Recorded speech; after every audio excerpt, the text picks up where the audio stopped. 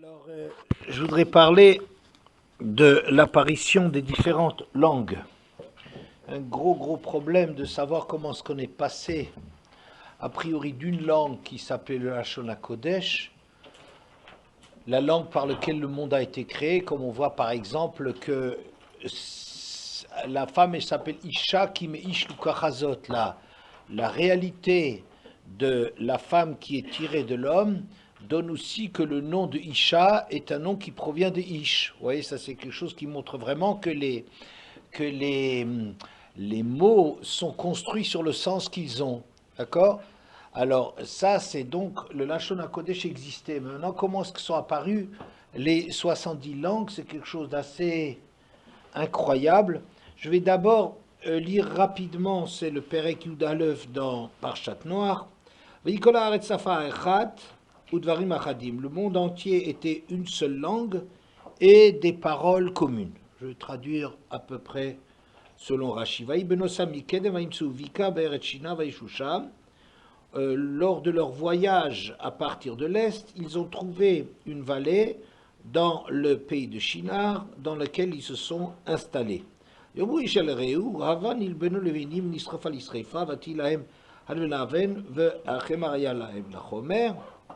Ils se sont dit l'un à l'autre, allons,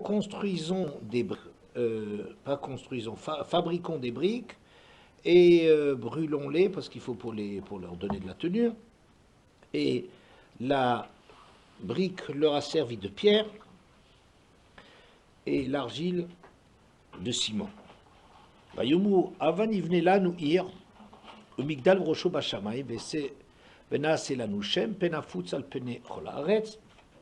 Ils se sont dit, on va se construire une ville avec une tour dont le sommet atteint le ciel, et on va se faire une réputation de peur d'être éparpillé sur la face de la terre, de toute la terre. C'est qui s'est dit ça?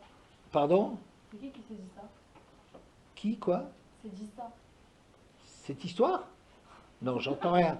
C'est qui a dit ça? C'est dit ça. Qui a dit ça? C'est le texte de la Torah. Oui, mais c'est qui a parlé? C'est les gens de l'époque. De Noach? C'est à l'époque de Noach, à la fin de la vie de Noach, les gens qui ont construit la tour de Babel. Donc comment ça a démarré? A priori, ça a démarré avec des conditions parfaites, que tout le monde s'entendait, parlait la même langue, et leur projet, ça a été de construire quelque chose, une tour, une ville qui va les rassembler, avec une tour qui est un point de ralliement, de façon à les regrouper, parce qu'ils avaient une peur d'être dispersés dans le monde, ce qui est une source de conflit, une source de tension entre les pays, et bon, au contraire, on va essayer de maintenir cet état extraordinaire en se regroupant tous dans cette ville et en se ralliant tous à cette tour. Hachem est descendu pour voir cette ville et la tour qu'avaient construit les fils de Adam. Dans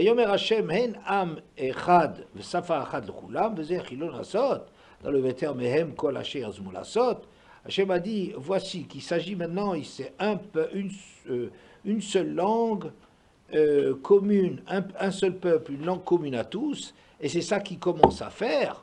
Est-ce qu'on ne va pas les empêcher de réaliser ce qu'ils ont comme projet? Allons, on va descendre là-bas et mélanger leurs langues de sorte à ce qu'ils ne comprennent plus l'un la langue de l'autre.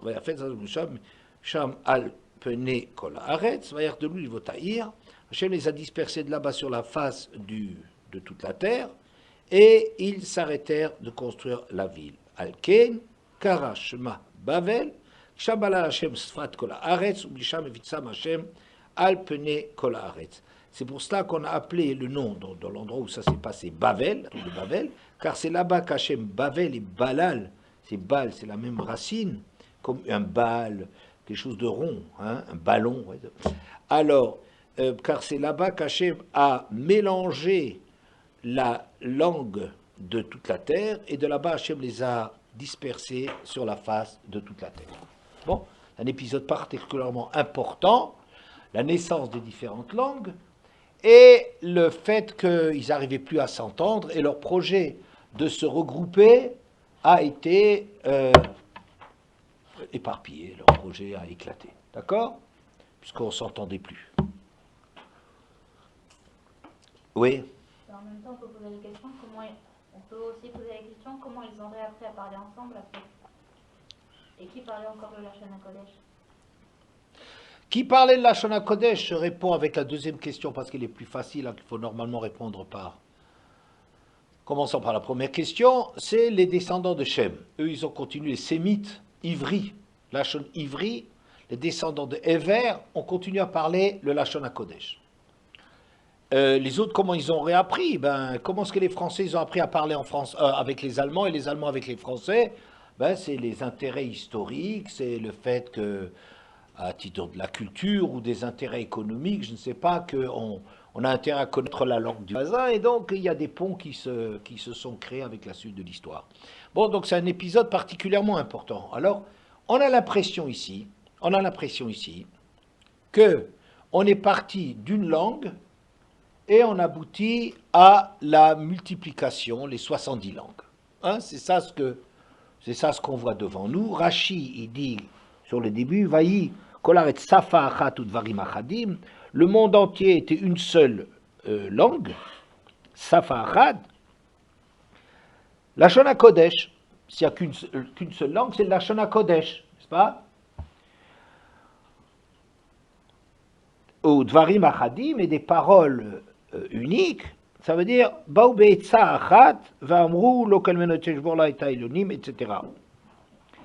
Des paroles uniques, c'est-à-dire ils avaient tous le même projet en disant c'est pas possible de laisser Hachem de prendre la belle part et de régner sur le monde et de nous laisser à notre sort misérable. Eh bien, on va se mesurer à lui. La Gemara, elle dit que dans la faute de la tour de Bavel, l'Onifaresh Ta'aman, elle n'est pas bien expliquée. Alors, on voit là-dedans qu'il y avait certains qui voulaient faire de l'idolâtrie, c'est-à-dire mettre en place une idéologie contre celle d'Hachem. Il y en a qui voulaient monter au ciel et s'installer là-bas. Ils sont un peu fous, hein? Construire une tour. Comme dit le Ibn Ezra, de façon magnifique, il dit si vraiment ils essayent d'atteindre le ciel, ils n'auraient pas commencé à construire à partir de Bika, ils ont trouvé une vallée, Vayishusham, dans laquelle ils sont installés, avant d'avoir le projet. Si tu veux déjà atteindre le ciel, prends plutôt un plateau à 2-3 000 mètres d'altitude, tu gagneras pas mal de hauteur pour commencer à construire. Oui. Donc, or, si ces gens-là étaient fous, la Torah ne va pas nous raconter leur histoire. Toutes les folies des humains ne trouvent pas leur place dans la Torah. On raconte des histoires qui signifient quelque chose, qui ont du contenu, qui impliquent quelque chose. Ouais. Mais des fous qui voudraient construire pour arriver au ciel. Donc il y a quelque chose derrière cette histoire. Quoi qu'il en soit, ce n'est pas l'objet de mon cours, je ne parlerai pas de ça. Alors il y en a qui voulaient monter au ciel et s'installer là-bas, et il y en a qui carrément voulaient faire la guerre à Hachem. Vous me dites, mais ils sont complètement fous. Hein, ils sont fous alliés. Faire la guerre à Hachem, quel projet un peu fou. Quoi qu'il en soit, disons, la Gemara voit différents courants dedans, mais elle dit, le texte ne s'apaisantit pas là-dessus, il ne reste pas là-dessus, il ne s'alourdit pas dans les descriptions de pourquoi les uns ils voulaient comme ça et les autres comme ça et les autres comme ça. On voit simplement qu'il y a différents mouvements d'Avodah Zara, s'installer au ciel, faire la guerre à Hachem. Bon, peu importe. Alors, d'après Rashi, qui dit que Safa Achat vient mettre l'accent sur le fait qu'ils avaient une seule langue, qui serait donc forcément le Lachon HaKodesh, puisque celui-là, c'est le langage par lequel Adam Arishon a nommé les choses. Ouais. Et on termine avec les 70 langues, ou bien le Kuzari, c'est un grand ouvrage du XIe siècle, de Rabbi Yehuda Halevi, dans lequel, pour parler de une des preuves de ce qui est raconté dans la Torah, c'est que Abraham était contemporain de la tour de Babel.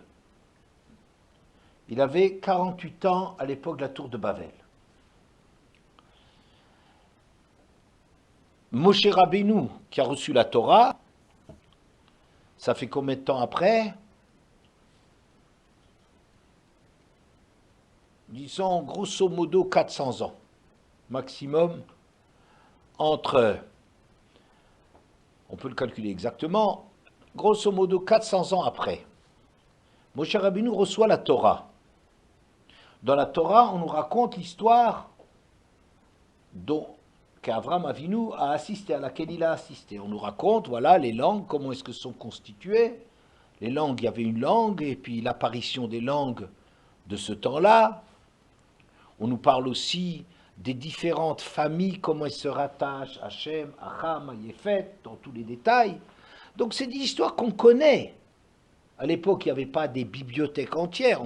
On s'intéressait à des sujets clés, quoi. Il n'y avait pas la télévision, les distractions à longueur de temps. Donc on connaissait une histoire qui était récente. L'histoire entre Avram Avinu et Moshe Rabbeinu, ça fait pas tellement de temps. Or, quand Moshe Rabbeinu vient chez Paro, Paro, tout de suite, il a des questions contre lui. Il se méfie de lui. Il fait des enquêtes sur lui. Quand Moshe Rabbeinu se présente au Bnei Israël, il a comme ça un souci, mais s'il me demande qui t'envoie, qu'est-ce que je leur donne comme preuve que c'est toi, Hachem, qui m'a envoyé? Donc, les Bnei Israël, ils avaient un esprit tic, ils avaient peur de se faire avoir. Et Moshe savait très bien cela, qu'il avait affaire avec un peuple qui n'était pas des naïfs. Les Juifs n'ont jamais été des naïfs, c'est des gens qui réfléchissent. Et ils avaient peur de se faire abuser par quelqu'un qui vient leur dire, voilà, je vais vous sortir d'esclavage. Vous savez, les Bnei Israël, ils ne courent pas comme ça. Donc, ils interrogent Moshe, ils le remettent en question. Donc, des gens qui enquêtent, qui, comme Paro, ne veulent pas entendre le message d'Hachem, ou des gens qui sont prudents et intelligents, comme les Bnei Israël, qui font des enquêtes pour savoir la véracité de cette histoire, sont des gens à qui on ne pouvait pas raconter des histoires sur une apparition de langue qui a été quelque chose d'absolument incroyable.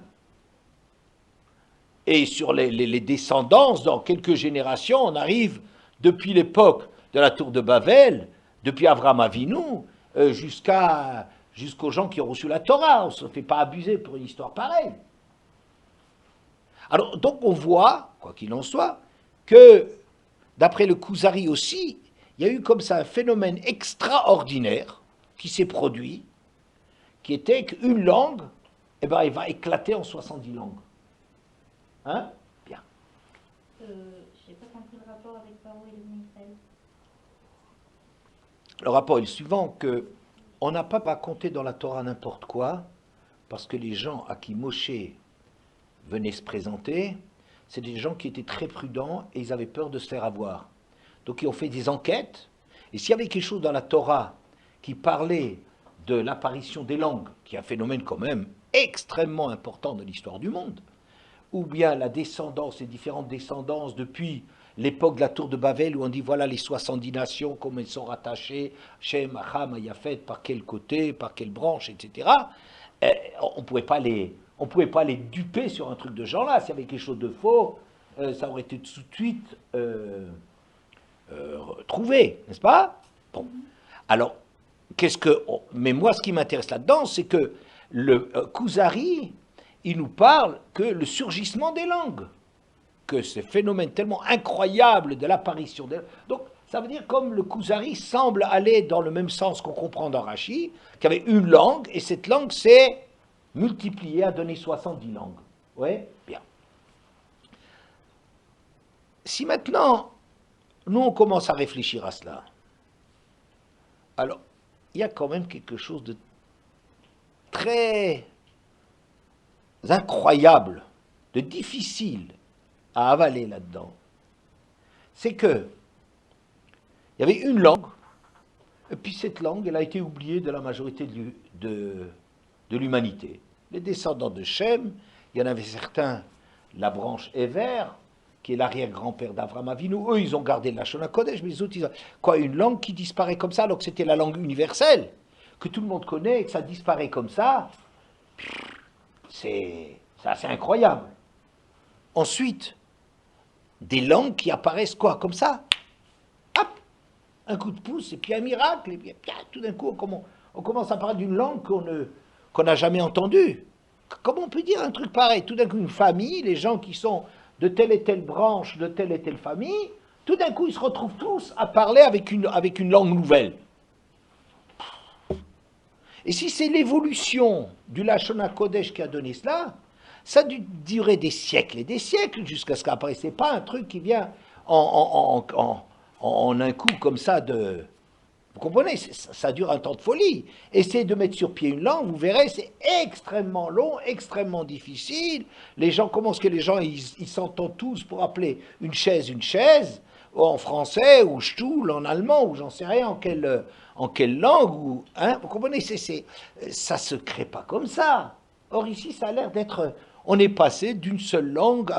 Et entre le fait de passer entre une langue commune et des multiples langues, vous voyez? Alors, qu'est-ce qu'ils parlaient comme langue entre-temps? Il faut bien que les gens ils fassent leur marché. Il fallait bien qu'ils se parlent les uns aux autres. Quelle langue ils parlaient? Vous comprenez? C'est des questions qui sont assez considérables, qui touchent cette espèce de miracle, de disparition d'une langue commune à tous. Tout le monde la parle et tout d'un coup, du jour au lendemain, ou même avec le temps, cette langue, et puis que toutes les langues, elles apparaissent comme ça, c'est quelque chose de très, très, très difficile à admettre, n'est-ce pas? Bien. Le Torah Tmima, c'est un commentaire du Chumash, apporte une Gemara dans le Talmud Yerushalmi.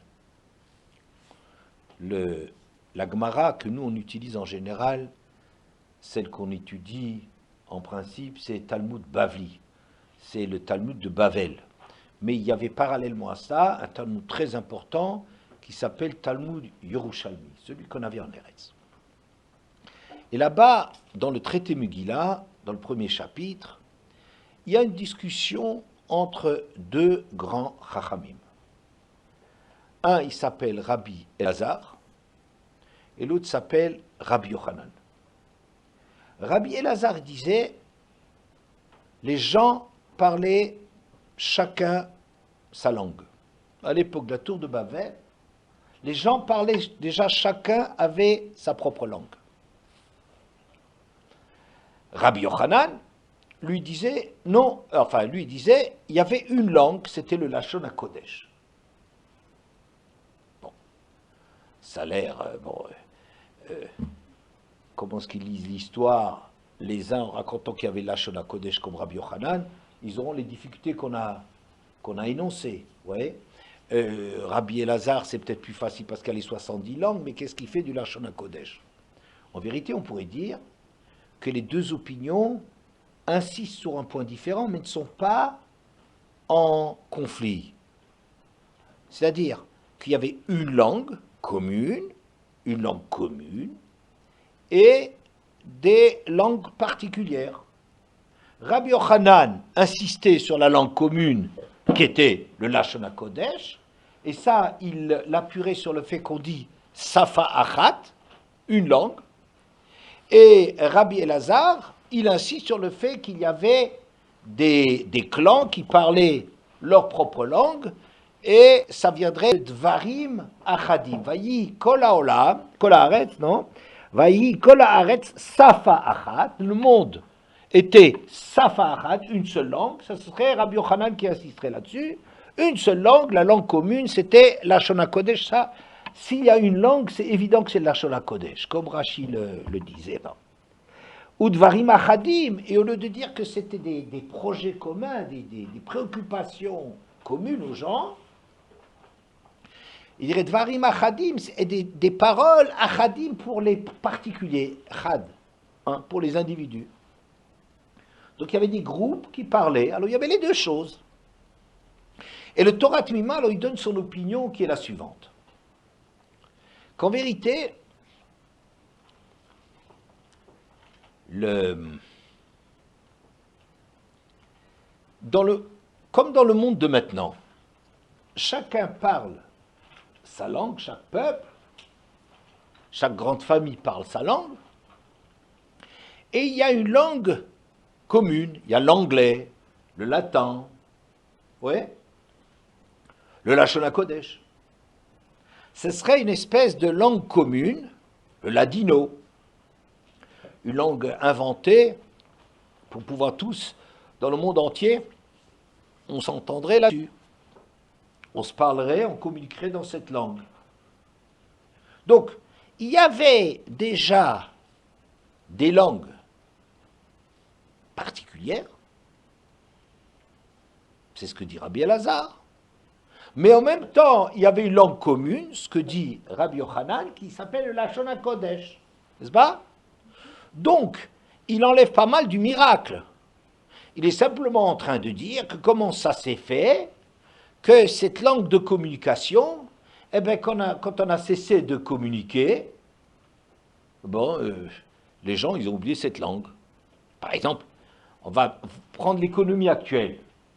On va dire que l'anglais est la langue universelle, c'est ce qui est Safa Achat, une langue commune à tous. Si maintenant on a une réaction protectionniste, c'est-à-dire que chaque pays se replie sur lui et dit c'est trop dangereux pour l'économie de chaque pays le fait de mettre tout en commun, la plupart des industries sont balayées par cela, etc. Donc on va se replier sur soi et donc oublier cette langue de communication. On n'a plus d'intérêt à communiquer avec les gens. À partir du moment où on n'a plus rien à échanger avec eux, on n'a pas de programme culturel, on n'a pas de programme politique, on n'a pas de programme économique. Quand on n'a plus rien à faire les uns avec les autres, qu'on se replie chacun dans ses frontières, eh bien on finit par oublier cette langue de communication. Donc d'après le Torah Tmima, ce serait intéressant de dire qu'il y avait à cette époque une langue commune, mais les autres langues existaient aussi, sauf que Rabbi Yochanan insiste sur l'existence d'une langue commune, et Rabbi Elazar, il insiste sur le fait qu'il y avait des langages particuliers, des langues particulières, des dialectes, ouais, mais ils ne sont pas en conflit, chacun appuie sur autre chose, et l'histoire de la tour de Babel, c'est que comme les gens, finalement, finissent par ne plus s'entendre, alors, ça y est, on oublie ce qu'on a en commun. Ok? On peut imaginer un truc pareil. Par exemple, je pense même dans l'histoire, que le latin, qui a été une langue qui a relié différents empires et royaumes à un certain moment au Moyen-Âge, eh ben, il est tombé en désuétude, on ne l'étudiait plus, il y avait plus, le monde n'était plus religieux et chrétien, donc on a laissé tomber le latin, et finalement, alors que l'anglais, comme langue universelle, ça apparaît au 19e et surtout au 20e siècle. Donc il y a eu un trou de quelques siècles dans lequel on se demande quelle langue commune universelle on pouvait utiliser. D'accord? Bien.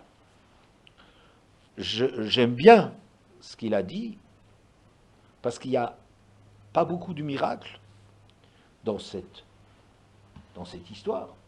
Mais ça me dérange un peu que le Lashon HaKodesh, qui est une langue extraordinairement pointue et développée, où il y a une chokhma de folie, qu'on en fasse un simple outil de communication. Vous comprenez? Ce n'est pas de l'anglais. Que l'anglais, ça soit un truc qui est pratique pour que les Chinois y parlent avec les Japonais, avec les Américains, avec les Russes, je veux bien. Parce qu'il faut bien une langue. Comme c'est les Américains qui étaient puissants, ils ont introduit leur langue, et chacun a pris, s'est emparé de cette langue pour, en même temps que la puissance américaine s'est répandue dans le monde. Et maintenant, maintenant on a pour le moment, c'est l'américain qui est la langue universelle. Ça, je veux bien.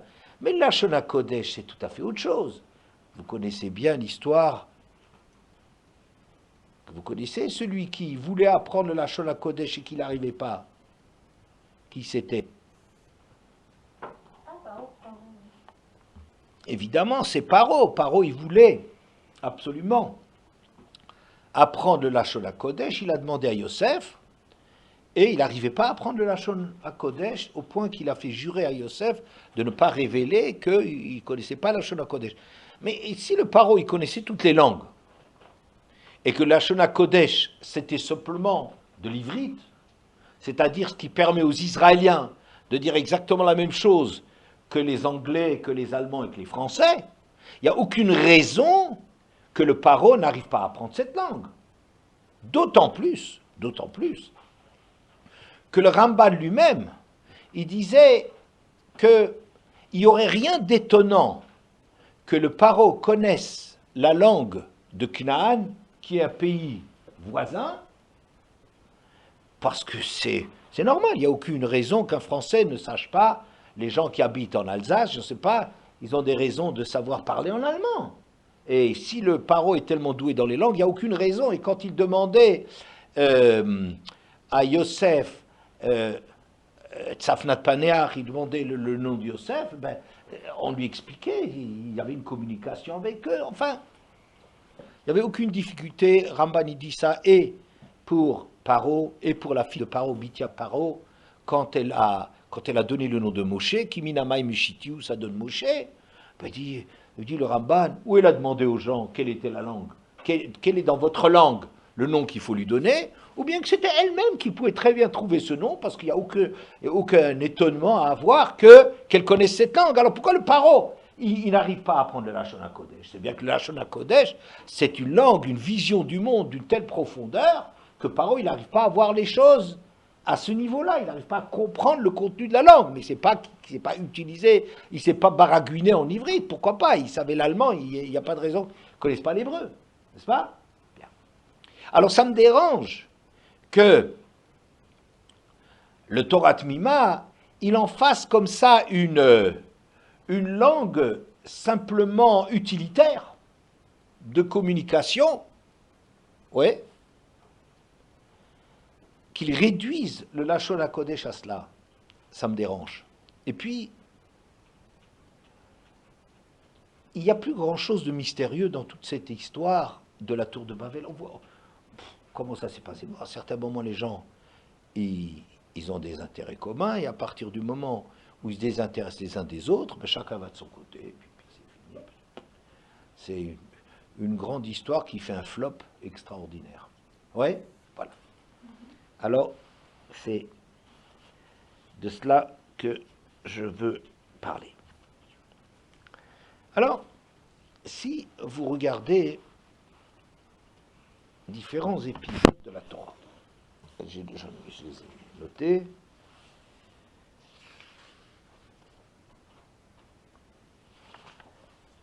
Dans l'histoire d'Enoch, est-ce que vous savez qui c'est Enoch? C'est un homme avant le Maboul. Un homme avant le Maboul, tout à fait.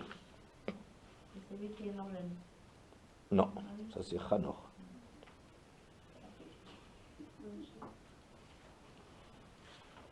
C'est, quelqu'un sait, Enoch?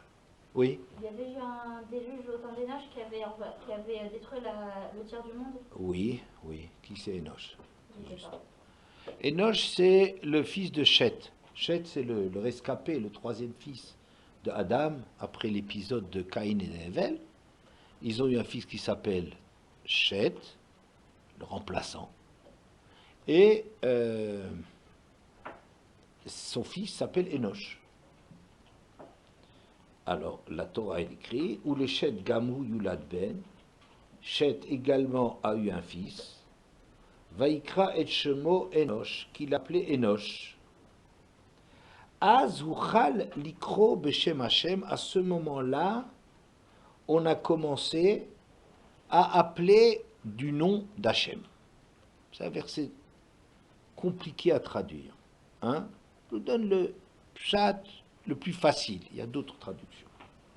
Eshet également eut un fils qu'il appela Enoch. Et alors, dans cette époque-là, on a commencé à appeler du nom d'Hachem. Qu'est-ce que ça veut dire appeler du nom d'Hachem? Alors Rachidi, Azuchal Lachon Chulin. Uchal, c'est un langage profane. לקרוא את שמות האדם ואת שמות העצבים, בשמו של הקדוש ברוך הוא, לעשותם אלים, לקרותם אלוהות. D'appeler des hommes et des représentations, des idoles, avec le nom d'Akadosh Baruch Hu pour en faire des divinités. À ce moment-là, on a commencé à utiliser le nom d'Akadosh Baruch Hu, Metushael, Mechuyael. On appelait les gens, on leur donnait le nom d'Hachem.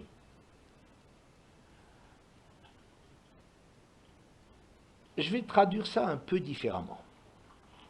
Je vais dire que, au départ, les gens priaient Akadosh Baruch Hu.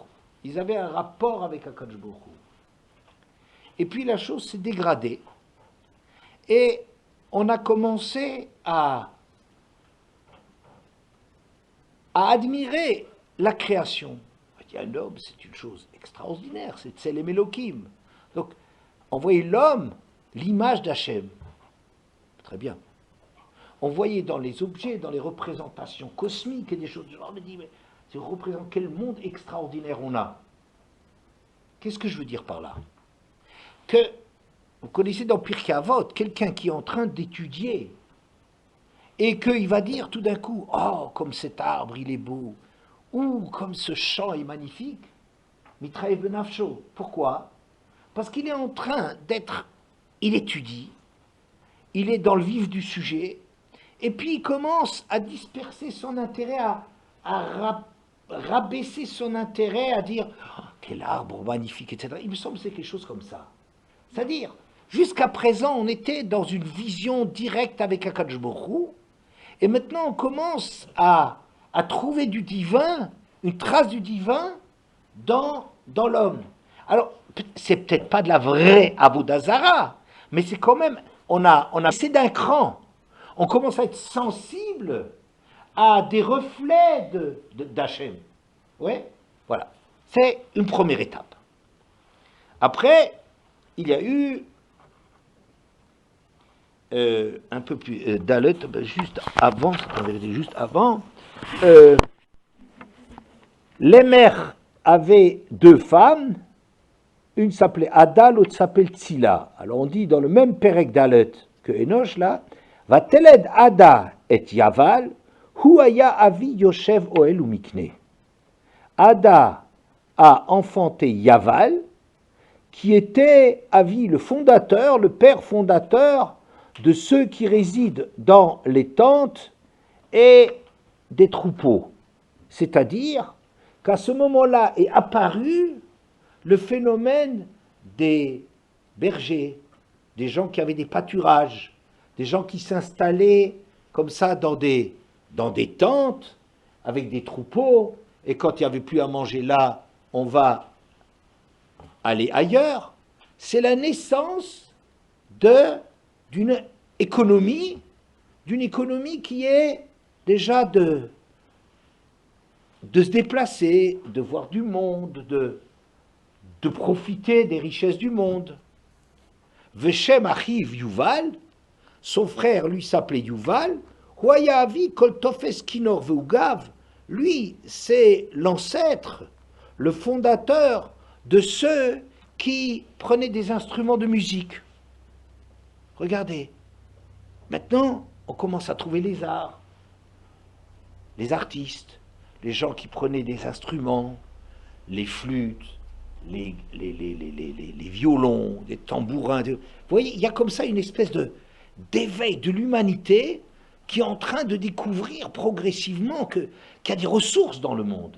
Vous voyez, des ressources économiques, des ressources artistiques. Alors, en vérité, au départ, tout ça, on peut le tourner au service d'Hachem. Mais vous voyez, c'est un cran, une distance par rapport à la avoda directe. Oui, maintenant, on soigne déjà la façon de vivre. On peut remercier Hachem pour ça, mais on se préoccupe déjà des moutons, de la richesse. On commence à développer les arts. Mais tout ça, ça peut être le Shem Shamaim, plus ou moins. Ça veut dire, c'est pour Hachem, on va faire la musique, des orchestres chassidiques, pour louer Hachem. Oui. Et puis ensuite, Vetsila Gami, et Tsila de son côté, c'est l'autre femme de l'Émer, Yalda. Et Tuval Caïn, elle avait mis au monde un Tuval Caïn, Lotesh Kol Choresh Choshet Uvarzel, quelqu'un qui travaillait le cuivre et le fer. C'était le premier industriel. C'est Tuval Caïn. Le Tavel, ça veut dire apprêter le travail de Caïn. Caïn, ça a été un tueur. Il a tué son frère. Eh bien, Tuval Caïn, c'est un héritier en ligne droite de Caïn. Et lui, on commence l'économie. Mais l'économie dure, vous comprenez, les armes. Comment ça? On travaille le cuivre, on travaille le fer. C'est déjà quelqu'un qui... Regardez, l'homme se découvre comme capable de faire une industrie. Qu'est-ce que je suis en train de dire maintenant? Je suis en train de décrire un glissement progressif d'un monde qui au départ était un monde qui est dirigé vers Hachem et qui découvre la grandeur de l'homme, la grandeur de la vie, le monde magnifique.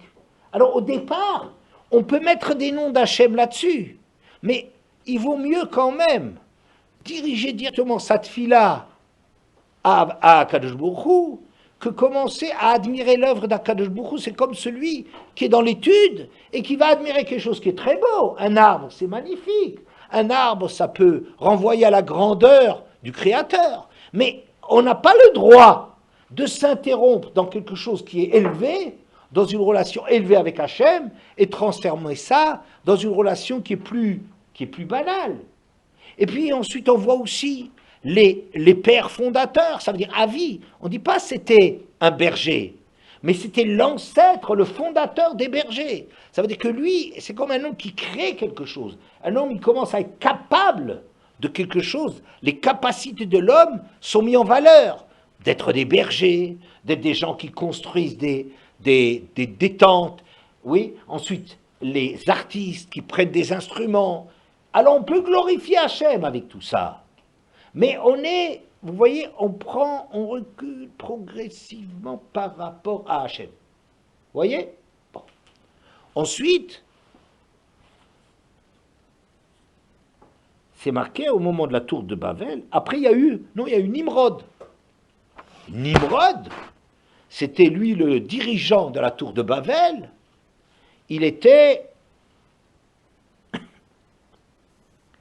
Nimrod était le père il n'était pas le père d'ailleurs, non. Nimrod, c'était un grand chasseur devant l'Éternel. L'Ifné Hachem. Il connaissait Hachem et il s'opposait à lui. Un homme, on n'arrive même pas à imaginer la grandeur d'un homme. Chez Makir et Boro, il connaît son créateur et il trouve des moyens de contester Hachem. Nimrod, vous voyez bien, Mered, c'est un révolté. C'est le premier révolté contre Hachem. L'Ifné Hachem, il est devant Hachem et il se construit par rapport à Hachem. Vous voyez encore un cran terrible de... Encore, dans la tour de Babel, on décrit Vaihi benosam mikedem. Lors de leur voyage à partir de l'Est, ils ont trouvé cette vallée où ils se sont établis pour construire la tour. Mais on s'étonne, qu'est-ce qu'on a à nous raconter s'ils voyagent depuis l'Est en Ouest ou d'Ouest en Est? Alors, la Gemara dit, chez Siou Atzman Mikadmuno chez l'Olam, ils sont en train de se détacher dans leur détachement Mikedem de ce qui était avant, de l'antérieur, d'Akadosh Baruch Hu, du Créateur. Donc on est en train, dans ce texte, de nous décrire l'histoire de la tour de Babel comme une suite de se détacher d'Hachem, devenir des hommes libres, des hommes qui construisent leur propre vie, des hommes qui sont autonomes et qui vivent plus par rapport au ciel. Donc ces différentes indications que je vous ai apportées vous montrent que dans le texte, il y a progressivement un détachement, un éloignement. Hachem, il ne fait plus recette. Il nous intéresse. Pourquoi il ne fait plus recette? Parce qu'on a envie de vivre notre vie. Je n'ai pas envie d'être Eved Hachem. Ça me dérange. mettre toutes mes capacités au service d'Hachem, je préfère gagner pour moi, vivre pour moi, construire pour moi, devenir un artiste, eh bien oui, devenir un artiste pour moi, devenir un propriétaire de troupeaux et tout ça, pour moi, construire des industries du fer et de la guerre pour devenir puissant. Et c'est pour ça qu'on dit que dans la tour de Babel, l'onit paresh Taman, on ne voit pas très bien qu'est-ce qu'il cherche là-dedans. Il y en a qui cherchent ceci, il y en a qui cherchent cela, il y en a qui cherchent autre chose. La Gemara, la Torah ne s'est pas appesantie. Elle n'a pas pris son temps pour décrire. Ça ne nous intéresse pas. C'est simplement de nous dire, tu sais, il y avait de tout là-dedans. Hatzad Hashavé Shebaen, le dénominateur commun, c'est que chacun, dans son histoire personnelle, il a sa guerre contre Hachem, sa recherche de l'idolâtrie, ses ambitions d'arriver jusqu'au ciel et de s'y installer. Vous voyez, on n'est pas en train de rentrer dans le détail, c'est pas le détail de ces choses qui nous intéressent, mais simplement de nous dire, c'est pas une seule idée qu'il y a dans cette histoire-là, chacun d'après sa nature. Avec ce que je vous ai décrit jusqu'à présent, je pense qu'on peut répondre à une question qui est difficile. Le Midrash dit Gadol HaShalom. Le shalom, c'est une grande chose. She'afilu Israël yovdu avodat elilim ve'shalom benehem, car quand bien même Israël ferait de l'idolâtrie, mais que la paix régnerait entre eux, kaviachol, si on peut se permettre de le dire, Eino yachol lishlot bahem. HaKadosh Baruch Hu est impuissant contre eux. Chez Nema, comme dit le verset, Chabur Atzabim, Ephraim, Hanachlo. Quand il y a Atzabim, c'est de l'idole. Il y a une réunion pour des idoles chez Ephraim, Hanachlo, laisse-le tranquille. Tu ne peux pas le toucher. Aval Mitcheder le coup. Mais une fois qu'ils se séparent les uns des autres, Omer, Chalak Libam, Ata Yeshamu. Quand leur cœur se divise, c'est maintenant qu'on leur met la faute dessus. C'est un texte, je crois, très extraordinaire. On nous dit la chose suivante.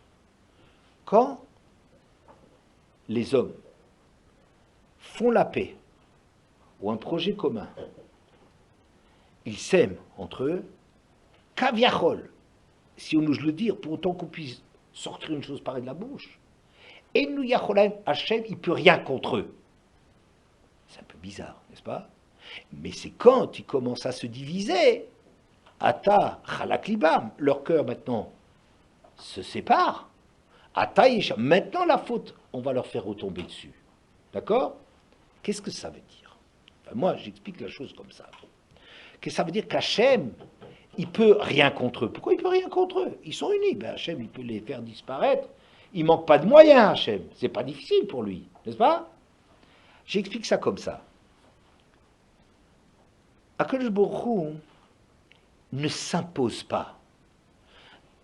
Il veut que l'homme comprenne que la vérité, elle est dans la Torah.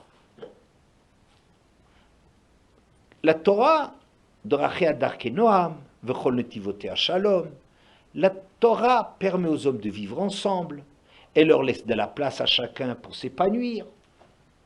Ça, c'est le projet d'HaKadosh Baruch Hu.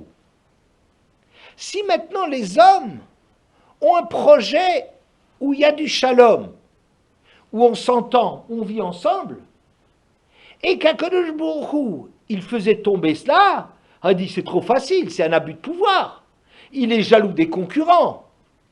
Hachem n'est pas jaloux des concurrents. Hachem prétend que l'enseignement qu'il donne, que la Torah qu'il confie aux hommes, c'est ça la façon dont on peut obtenir le plus grand épanouissement et la plus grande harmonie d'une société. Ça, c'est le but de la Torah. C'est pour ça que Shalom, Ose Shalom Bimroma, Vyase Shalom Aleinu, Hashem Evarech Tamo Ba Shalom, Birkat Kohanim, Vyatel Lecha Shalom, tout en Shalom, Shalom, Shalom. Pourquoi? Le but de la Torah, c'est d'apprendre aux gens de vivre ensemble et de faire la place les uns aux autres. Mais si quelqu'un présentait un autre projet dans lequel il y a Shalom Bénéhem, il y a aussi le Shalom, alors Hachem, si vous voulez, il est impuissant, pas parce qu'il manque de moyens, mais il interdit d'intervenir là-dessus, parce que sinon c'est comme un abus de pouvoir. Ben, Hachem, il est plus fort, il peut casser tout. Mais Hachem, il veut dire, non, moi je ne veux pas vous tromper, je ne veux pas tricher avec vous, je ne veux pas abuser de mon pouvoir. Faites vos expériences, et vos expériences vont bien montrer que la vérité, elle est dans la Torah. Mais je ne vais pas l'imposer. Si vous arrivez à avoir un système qui arrive aux mêmes finalités de vivre d'une façon harmonieuse pour les gens, ouais. Bon. Donc, même s'ils font de l'idolâtrie, ça veut dire, même sur leur projet, il est contre Akadosh Baruch Hu, même s'il contre, mais Hachem, il s'interdit d'intervenir. Il ne veut pas intervenir, il veut qu'ils fassent leur expérience. D'accord ? Ça, c'est un midrash qui est apporté à propos de la tour de Babel. Alors, je ne comprends pas. Comment se fait-il qu'Hachem, il va intervenir dans cette histoire et brouiller les langues? C'est pas faire, c'est pas normal. Il y a la paix entre eux, et en vérité, Hachem, il casse cette paix en leur faisant parler des langages, des langues qui, n'est-ce pas? Comment est-ce qu'on peut répondre à ça? D'un côté, le Midrash nous dit le shalom, c'est tellement important que si les hommes ils ont un projet de shalom, même si c'est contre Akadosh Baruch Hu, Hachem n'intervient pas. Et d'autre part, ici, on voit que le monde est des Safa Achad, Varim Achadim, il y avait l'union, ils parlaient la même langue, ils avaient le projet commun, et Hachem, il intervient là-dedans.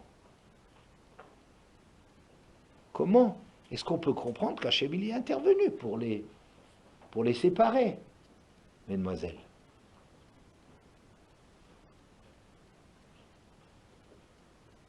Alors, moi, je propose que c'est dans le sens de ce que nous, on a dit jusqu'à présent. J'ai dit jusqu'à présent que qu'est-ce que c'est cette histoire des langues? Je me suis interrogé, j'ai dit, comment est-ce que les langues elles apparaissent? Alors, je ne connais pas la magie des choses et tout ça, j'aurais pensé comme ça. Un homme a deux niveaux d'expression, de langage. Il y a un homme qui se rapproche d'Hachem. Un homme qui se rapproche d'Hachem, ça c'est quelque chose qui est commun à l'humanité.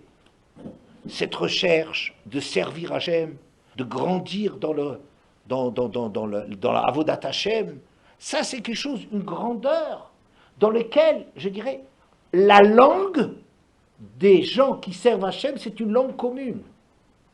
C'est-à-dire c'est un langage dans lequel c'est dirigé vers le haut. Que l'homme, il s'élève vers le ciel, quand l'homme, il s'élève vers le ciel, sans mettre de la politique derrière, ça donne une seule langue. Tout le monde parle la même langue. S'il s'agit de servir un Dieu, chacun met toutes ses services d'Hachem, quelle que soit la religion, quel que soit le peuple, c'est quand il commence à faire des concurrences et de la politique là-dessus que ça ne va plus. Mais une véritable avodat Hachem, c'est quelque chose dans lequel chacun veut contribuer, chacun fait son possible. On parle tous la même langue. À partir de quel moment on parle une langue différente? Quand on parle un langage de moi, de l'individu. Quand chacun se soucie de ses propres intérêts, à ce moment-là, ça c'est ma langue à moi, parce que mes intérêts à moi ne sont pas ceux de quelqu'un d'autre. Donc, les intérêts personnels divisent les hommes. Ça donne des langues différentes. Ça veut dire, ça crée des centres d'intérêts tout à fait différents qui sont tournés vers l'individu. Donc, je dirais, au départ, tout homme, il a deux langues. Il a une langue par laquelle il sert Hachem, une langue de la Chokhmah, une langue du Sechel, une langue dans laquelle il s'approche des vérités éternelles. Ça, c'est ce qui s'appelle le Lashon HaKodesh. Et il a une autre les 70 langues, c'est les 70 composantes, les 70 branches de l'humanité. Chaque branche a une propre réalité, a ses centres d'intérêt à partir du moment où il se préoccupe de ces centres d'intérêt. Donc, au départ, ce qui était important, c'était la langue commune, parce qu'au départ, tout le monde faisait Avodat Hashem. Au départ, il y avait un seul but, ce qui était spectaculaire, c'est que le monde entier allait ensemble dans la même direction. Donc, ils parlent la langue dans laquelle il y a de la place pour tout le monde, dans laquelle on exalte les grandes valeurs spirituelles, les grandes valeurs morales. On a le même langage. L'humanité parle un langage. Mais ce n'est pas que les autres langues n'existent pas. La langue individuelle existe au niveau de chacun. Seulement, c'est une autre langue pour l'individu. Quand l'individu il exprime ses propres besoins, il veut réaliser ses propres aspirations, il a une langue qui diffère de l'un à l'autre. Chacun veut être le premier, chacun veut mettre en avant les choses auxquelles lui il croit. Vous comprenez, on rentre dans la politique, on reste dans la compétition, etc. Donc, cette langue, elle existait dès le départ. Sauf que ces langages individuels, au départ, on ne les voyait pas. Pourquoi? Parce qu'au monde, au départ de l'histoire, tout le monde était dirigé vers Akadosh Baruch Hu. Et ce que je vous ai montré dans les différents textes, c'est que progressivement, l'homme se détache du ciel. Ça veut dire, en d'autres termes, l'homme commence à utiliser son langage propre. Dès que l'homme commence à s'intéresser à ses centres d'intérêt, c'est une façon de se détacher de la langue commune et de parler sa langue individuelle. Donc les différents décrochages qu'on a vus, que je vous ai cités, c'est des différentes étapes dans lesquelles il y a un mouvement général, Vayi benosam mikedem mikadmuno shelolam. Ici ou Atzman, ils sont en train de se détacher, de s'éloigner, de faire un mouvement de s'éloigner d'Hachem. Et se éloigner d'Hachem, c'est quoi? C'est parler sa propre langue. Vous comprenez? C'est accompagné par... Chacun cherche maintenant son business. Le gars qui est un grand éleveur de troupeaux, lui, c'est sa richesse, c'est les troupeaux, c'est ça qu'il va développer, c'est ça qu'il veut imposer à l'autre. Les artistes veulent imposer leur vision des choses. Les industriels, ils veulent créer l'industrie lourde, les canons, les couteaux, les instruments de guerre, le pouvoir, etc. Et chacun, au fur et à mesure, alors on a des Nimrod. Et c'est pour ça que les gens, on ne les décrivait pas simplement comme étant le premier qui, mais ça marquait Avi, c'était le père de cela. Il crée comme ça. C'est comme si un mouvement de détachement d'Hachem pour créer ça. Donc, à la question de dire Gadol Shalom, la paix, elle est grande, et Hachem, il ne peut plus rien. Je veux dire, la tour de Babel, la seule chose qu'elle avait encore de commune, c'est un intérêt contre Hachem. On ne veut pas se séparer. Mais il n'y avait plus aucun contenu. En vérité, les uns, ils mettent ça dans le projet, les autres, ils mettent ça dans le projet. Étant donné qu'en vérité, c'est une espèce d'illusion de cette génération d'avoir encore quelque chose, un shalom, qui les empêche de se bagarrer, ouais, alors c'est ça qui finalement, c'est ça qui va éclater. Parce que quand tout le monde est d'accord pour un seul truc, tuer les Juifs. Alors maintenant, ça, c'est le projet commun, Gadol Shalom. Mais si vous commencez à interroger les gens, chacun il va mettre autre chose là derrière. Chacun va investir les choses autrement. Donc en vérité, les gens ils sont profondément séparés. Donc la naissance des langues, et c'est comme ça donc que je dis, c'est pas que les langues tellement sont nées. C'est pas ça que la Torah décrit. La Torah ne parle pas, et les langues sont nées, etc. C'est pas de ça qu'elle parle. Ces langues existaient depuis toujours. On a toujours un langage pour la tfila, un langage, ça veut dire, le centre d'intérêt qu'on a nous donne un vocabulaire et un langage, et une langue appropriée à faire telle et telle chose. Ce langage approprié pour servir Hachem, ça c'est Safa Achat. Ça on peut le rencontrer dans on peut le rencontrer dans tout homme qui essaye sincèrement de s'élever vers Hachem. On a une langue on a une langue commune. Mais chacun a la langue de ses intérêts privés. Il parle une langue qui lui est propre. Vous voyez? Donc, au fur et à mesure que l'homme développe son autonomie et se détache du ciel, eh bien, ces langues, elles viennent. Les langues ont de plus en plus de place. Quand on va parler de commerçants, ben, il va y avoir la concurrence entre les commerçants, et chacun vend son produit, etc., etc. Et c'est comme ça que les langues, finalement, on aboutit à cela. Oui, c'est pas le Lachon HaKodesh n'est pas une langue commune, simplement c'est pas de l'anglais ou une langue qui disparaît que non, c'est pas ça. Ça veut dire que c'est la langue par laquelle on prie Hachem, elle n'était plus intéressante, elle n'intéressait plus personne. Les gens voulaient se détacher d'Hachem. Alors les descendants de Shem et de Ever et d'Avraham Avinu, tout ça, ceux-là ont conservé leur intérêt essentiel pour le Lachon HaKodesh. Parce que leur préoccupation, c'est une préoccupation de Kodesh. Mais les autres, ils ont... Cette langue, elle n'est plus utilisée parce qu'elle n'intéresse plus personne. Ouais. Mais les autres, ils ont chacun développé leur propre réalité. Ça va être là.